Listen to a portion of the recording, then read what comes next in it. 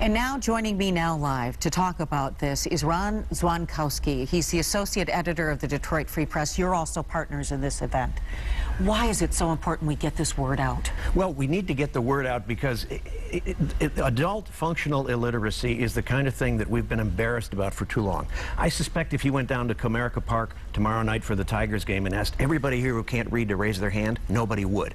So we need to reach these people who've been embarrassed about it for too long. You know, they're clever people. They've been able to get by without being able to read. Unlike you and I who take it for granted, they've been able to figure out how to get by. Imagine what worlds we could open up for them if we could get them reading at a 6th grade or 9th grade level. Well, and everything has changed so much where you have to be tech savvy. You have to be able to get on a computer to get a good job.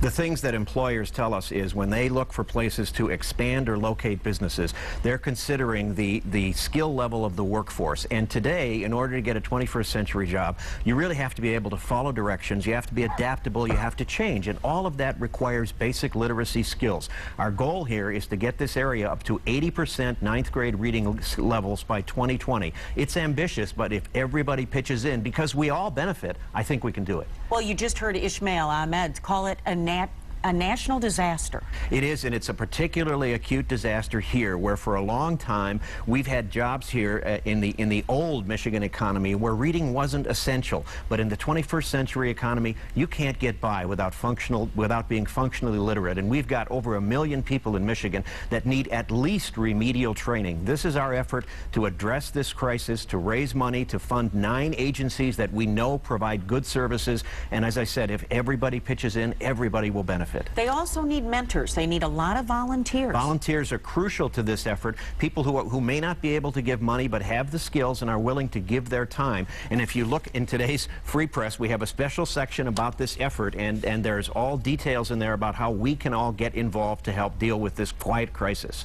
When we have it on our website as well, but why do you call it the quiet crisis? Because it's the sort of thing, as I said, that people aren't willing to publicly kind of own up to. And in a lot of cases, it's not necessarily their fault. They may have had social promotions through schools. They may have been able to get by in jobs that no longer exist where they didn't require reading skills.